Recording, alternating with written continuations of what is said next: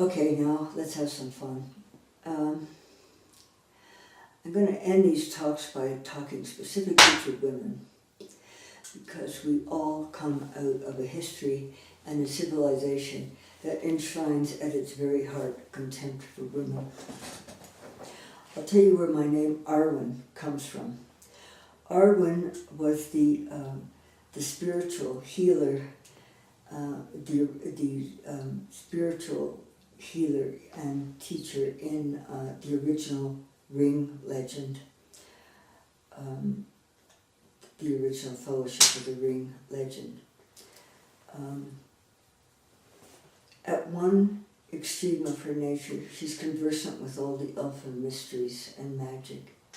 At the other extreme of her nature, she's the greatest swordswoman of her day, the equal of any man.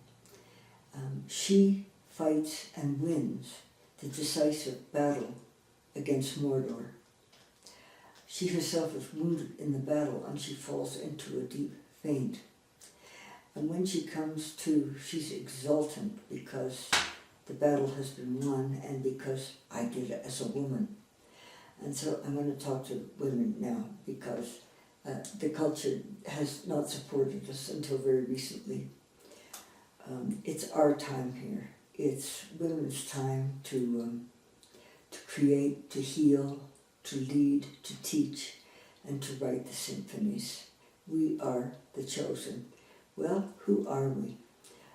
Recently an Islamic cleric said, well, the reason that all of these earthquakes and volcanoes are happening is because women aren't dressing properly. Our first reaction was to laugh, and then we thought, well, of course, this is the kind of power we have. If by adjusting a kerchief or a hemline, we can set off a volcano, just think of how powerful we are and what we can do. We can easily write a world that went wrong from the beginning simply because it edited us out of the discussion.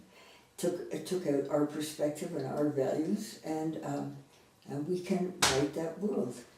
And our laughter, with a little help from rage and tears, will bring the system down. And that's just all that's needed. Now, the poet Rilke said at one point in the 20s, I think,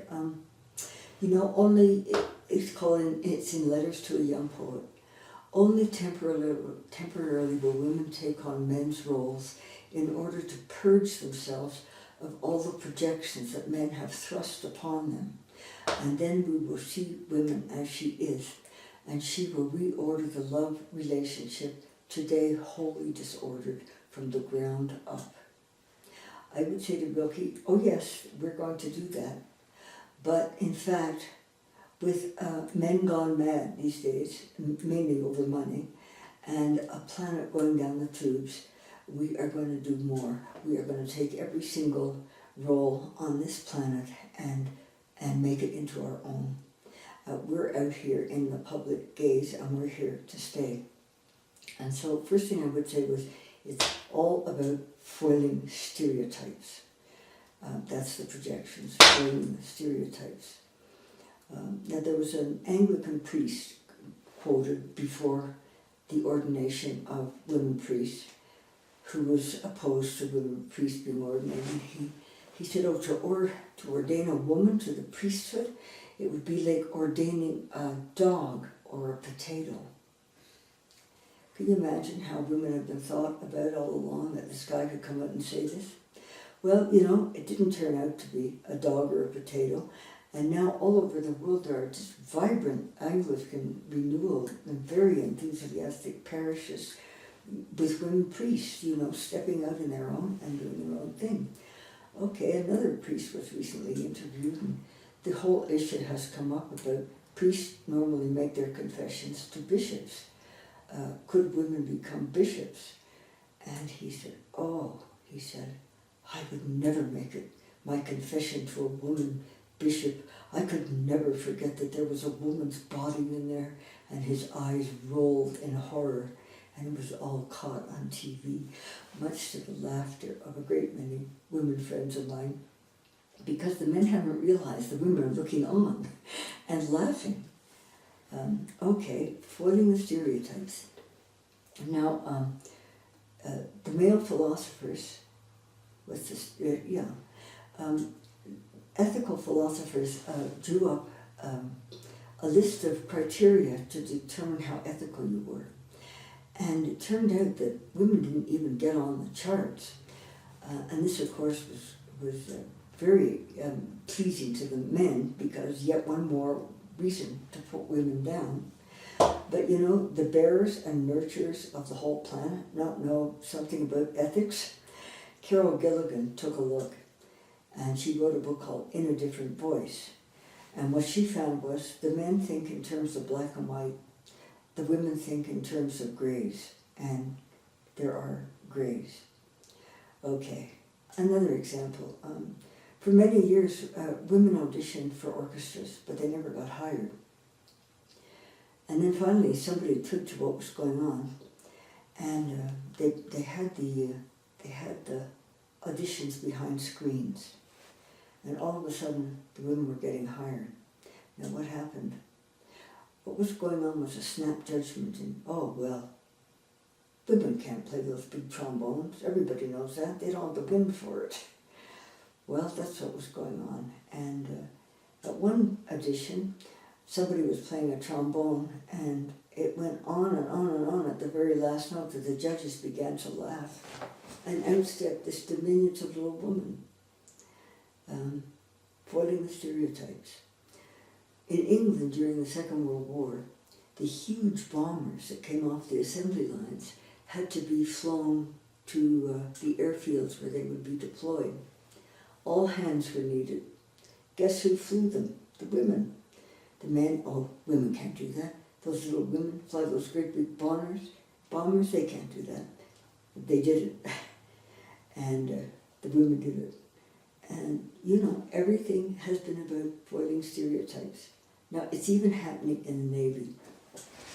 The Chief Admiral, the Chief Admiral of the Navy is going to admit women to submarines.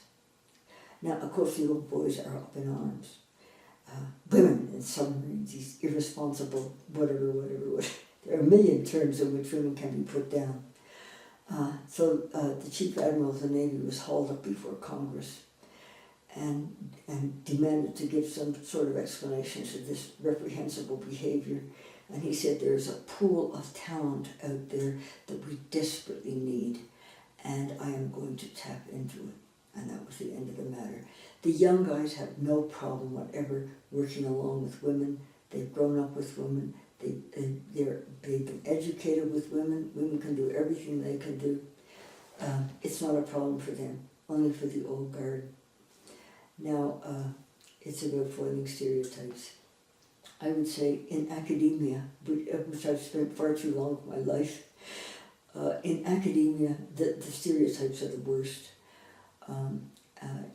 You will enter the list in academia, and almost every really interesting door I would have said I wanted to open had some male mind in front of it, waving his arms and barring the gates.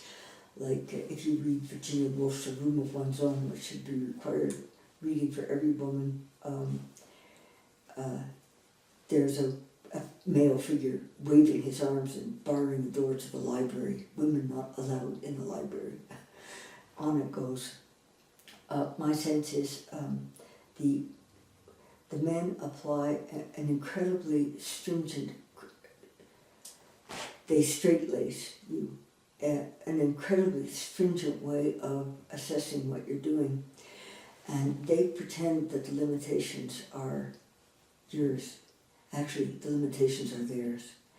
And it took me a while to realize that. And now it's so funny when I think of it that one day I'll tell you my funny stories. But what's really going on, it's all there in Whale Rider, the little film Whale Rider, about a young girl who rides a whale out to sea. Her grandfather cannot see her. He cannot see her.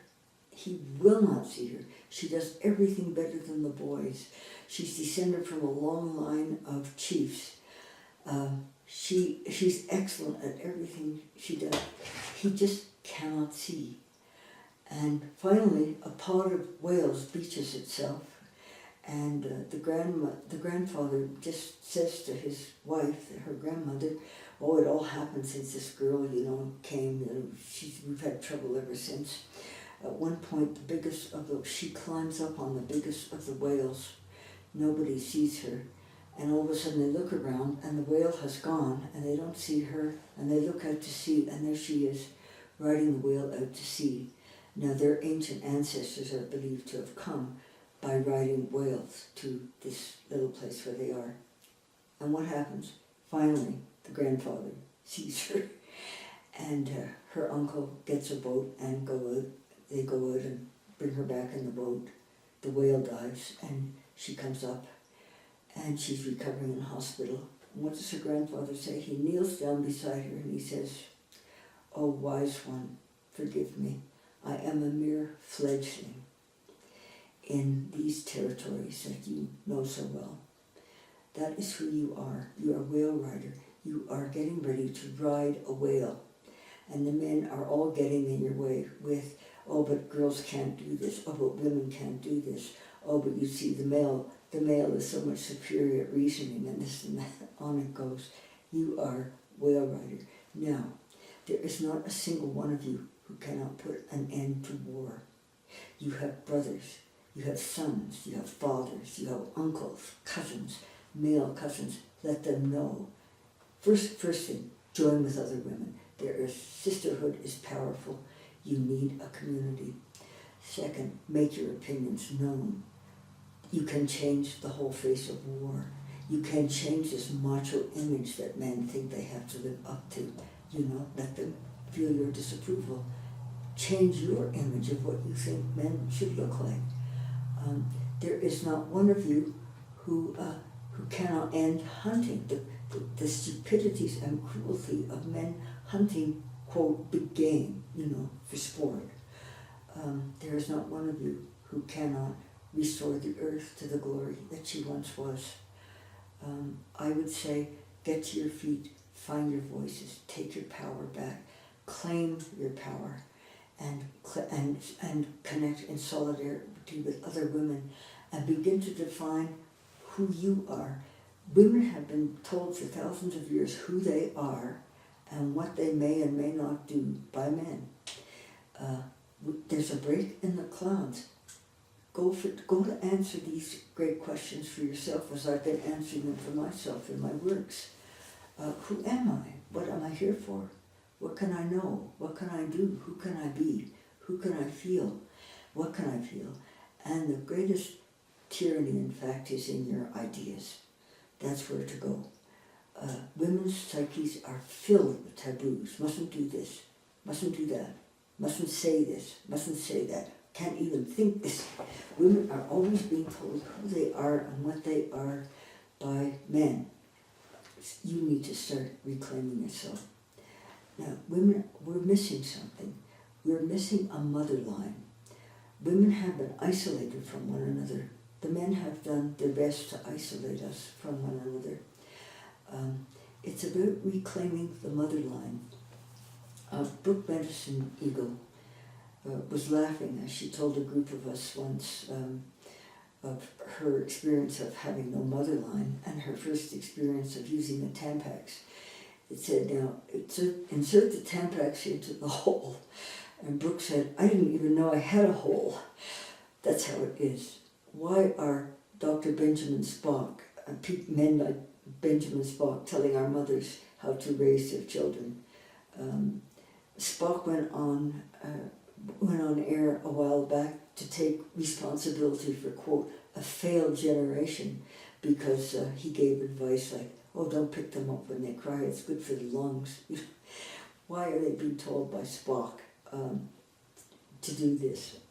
Or B.F. Skinner raised his kids in Skinner boxes because it's just behaviorism. His kids sued him when they came of age or realized what he did to them. No loving touch of a mother, just you push buttons and you get food. Women have to take their power back at every level. And then I would say, and go for get new ideas, find new guiding principles, and go. There is a sense in which women, women of my generation went right into academia and all the roles. At some point, not by my own choosing, I found myself on my earth connection again. And I would say from the beginning of time, women have been identified with the earth and put down with the earth. And I would say reclaim your connection with the earth and use your powers. The Dalai Lama, the world will be saved by Western woman. An Indian proverb, there is no power on earth like the power of a decided woman. Realize what's going down on the planet and that you can make the difference. And I would say when you want to bend the bow of your own authority, or you bend the greater bow of Artemis, the goddess of nature, string your bow with laughter and let your rage power your pen. Use your rage. Once a week, give yourself an angry day. You may need 2 days a week. When you realize that what men have done to women here, just read some of your history and find out why there are no women's voices practically before the 20th century. And find out what your mothers and sisters did. Find out what men did to women in the church. Learn what your history has been and do something about it. Now, I want to tell you something I bet none of you know. There was a time when women's energies were strong on the planet, when women were symbolized by both the sun and the moon. They held property, they held high office. They were teachers, they were prophetesses, they were poets, they were priestesses. You are descended from a long line of sacred females. Remember and make it so. You have all the powers of education, pen, being aware of what's happening to women in other countries, becoming aware of the earth, and you have all kinds of political and economic power to make a difference. You can. Ms. Magazine has been a spokesperson for feminism for years because they tell it like it is. You will not know what's happening to women in other countries by reading the mainstream media. They aren't interested.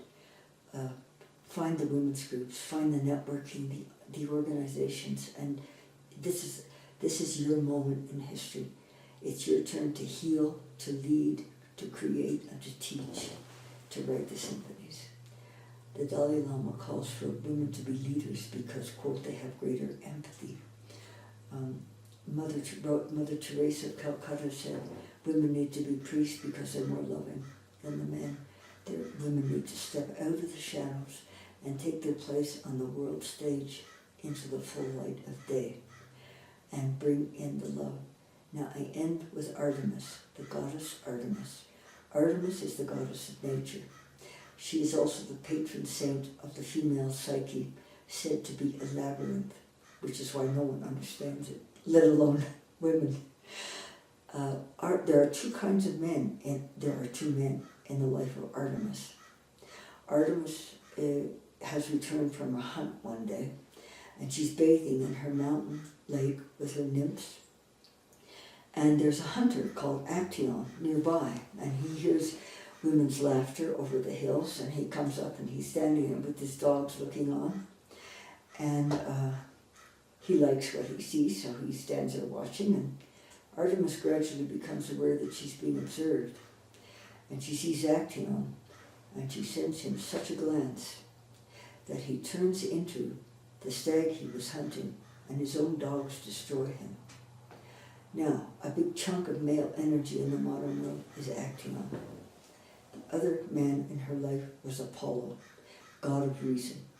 They were twins, brother and sister, twins. And the only time the two of them ever had a good time was when they were together. The god of reason, the goddess of nature. Imagine if those two supreme deities could get together.